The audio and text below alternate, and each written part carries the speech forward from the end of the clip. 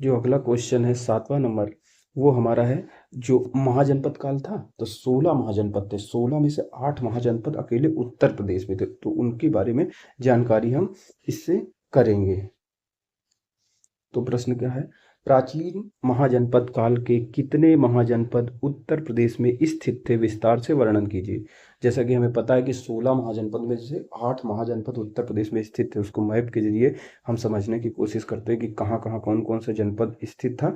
तो सबसे पहले अगर बात करें तो यहाँ पे कुशीनगर, कुशीनगर जो देवरिया जिला, वर्तमान का कुशीनगर, देवरिया कुशीनगर है ना, तो वहाँ पे कुशीनगर और पावा, तो मल्ल महाजनपद यहाँ पे अवस्थित है। देवरिया जिले में ये जो पार्ट है, इस क्षेत्र में आज कुशीनगर हो गया, देवरिया हो गया और आसपास के क्षेत्र हो गए, तो यहाँ पे मल्ल महाजनपद स्थित था। इसकी दो राजधानियां थी, दो क्षेत्र थे, एक कुशीनगर के मल्ल और पावा के मल्ल, ये एक महाजनपद हो गया। जस्ट उसके ऊपर जाओ तो कोसल राज्य स्थित था, कोसल राज्य की राजधानी थी श्रावस्ती, और इसके महत्वपूर्ण नगर कहाँ थे, दो नगर थे। ये पूरा क्षेत्र आता था कोसल राज्य के अंतर्गत आता था। इसमें अयोध्या हो गया, यानी जिसको साकेत कहा जाता था, और एक दो नगर थे ऐसे करके।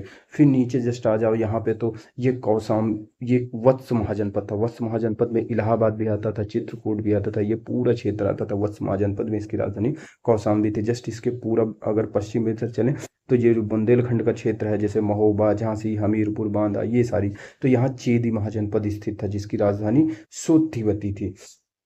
चेदी महाजनपद आता था। फिर अगर पूरब अगर इधर पश्चिम में बढ़े उत्तर प्रदेश के, जैसे मथुरा साइड, तो मथुरा से में सूरसेन महाजनपद आता था। फिर उत्तर दिल्ली साइड बढ़े, मेरठ, मुजफ्फरनगर, इस आसपास के क्षेत्र में कुरु महाजनपद था, जिसकी राजधानी इंद्रप्रस्थ है। उसके पूर्व में अगर चलें तो ये जो हमारा बरेली हो गया, बदायूं हो गया, बरेलू, बदायूं, बदायूं हो गया, बुलंदशहर, ये जितना मुरादाबाद का ये सारा क्षेत्र आ गया, ये इसके अंतर्गत पांचाल महाजनपद था। इसकी दो राजधानी, उत्तरी पांचाल और दक्षिणी पांचाल। उत्तरी उत्तरी पांचाल पांचाल की राजधानी थी अहिच्छत्र, और दक्षिणी पांचाल की राजधानी थी काम्पिल्य। तो इस तरह से हम देखते हैं कि 16 महाजनपदों में से 8 महाजनपद उत्तर प्रदेश में, तो इनके बारे में हम अच्छे से यहाँ पे पढ़ने की कोशिश करते हैं।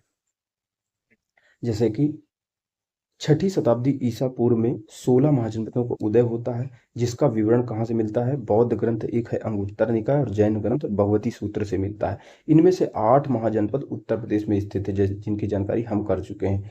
अब ये कौन कौन से, इनके बारे में विस्तृत रूप से पढ़ने की कोशिश करते हैं। तो अवध का जो क्षेत्र है, जो वो प्राचीन काल में कोसल,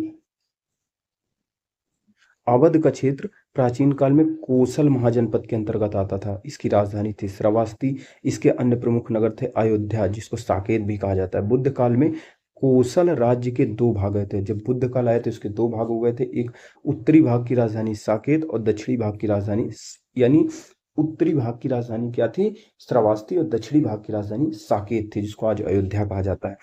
फिर वाराणसी और उसके आसपास का जो आज का क्षेत्र है वो काशी महाजनपद के अंतर्गत आता है।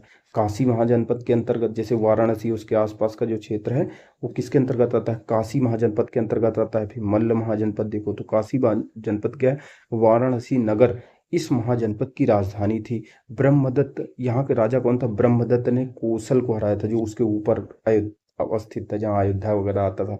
तो इसके राजा ने, यानी काशी के राजा ने कोसल के राजा को हराया था, किंतु अंत में कोसल जीत गए और काशी को मिला दिया। बुद्ध काल में दोनों एक थे, यानी काशी उसके कोसल के अंतर्गत आता था, वाराणसी। फिर मल्ल महाजनपद है, ये मल्ल गणराज्य, ये गणराज्य भी था यहाँ पर। जैसे गणराज्य की पता चलता है कि 10 गणराज्यों में से 7 गणराज्य उत्तर प्रदेश में थे, तो मल्ल महाजनपद आता है। इसकी राजधानी मल्ल गणराज्य था। इसकी राजधानी एक पावा थी, दूसरी कुशीनगर थी।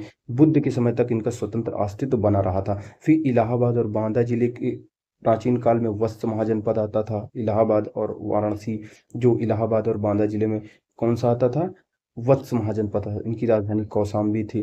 फिर बुंदेलखंड क्षेत्र का जो पूर्वी और उसका समीपवर्ती जो बुंदेलखंड क्षेत्र था वो चेदी महाजनपद के अंतर्गत आता था, उसकी राजधानी सोतीवती थी। यहाँ महाभारत काल की अगर बात करें तो यहाँ का शासक कौन था, शिशुपाल था, और कृष्ण द्वारा वध किया गया था। फिर ब्रजमंडल जो मथुरा के आसपास क्षेत्र है, वहाँ पे सूरसेन महाजनपद आता था, इसकी राजधानी मथुरा थी। यहाँ का राजा था अवंती पुत्र था, जो बुद्ध का प्रमुख शिष्य हो गया था, अवंती पुत्र। फिर दिल्ली मेरठ क्षेत्र की अगर बात करें तो दिल्ली, वर्तमान का जो दिल्ली मेरठ क्षेत्र है, वहाँ पे मेरठ वाले क्षेत्र में कुरु महाजनपद आता था। इंद्रप्रस्थ इसकी राजधानी थी। ये लोग, जो यहाँ के लोग, अपनी बुद्धि और बल के लिए प्रसिद्ध होते, तो आज भी बल के लिए प्रसिद्ध है वहाँ पे, लेकिन बुद्धि के लिए पता नहीं प्रसिद्ध, नहीं प्रसिद्ध है। आधुनिक रुहेलखंड में जो आजकल का बरेली हो गया, बदायूं हो गया, फर्रुखाबाद हो गया, तो वहाँ पांचाल महाजनपद आता था। इसके दो भाग थे, एक उत्तरी पांचाल और दक्षिणी पांचाल। उत्तरी पांचाल की राजधानी क्या थी? अहिछत्र, और दक्षिणी पांचाल की राजधानी थी काम्पिल। तो 16 महाजनपदों से 8 महाजनपद उत्तर प्रदेश में अवस्थित थे, जिनकी हम ऊपर पढ़ चुके हैं। उपरोक्त विवरण के आधार पर कह सकते हैं कि प्राचीन काल के 16 महाजनपदों में से आधे महाजनपद उत्तर प्रदेश में स्थित थे, जो प्राचीन काल में उत्तर प्रदेश के महत्व को दर्शाता है।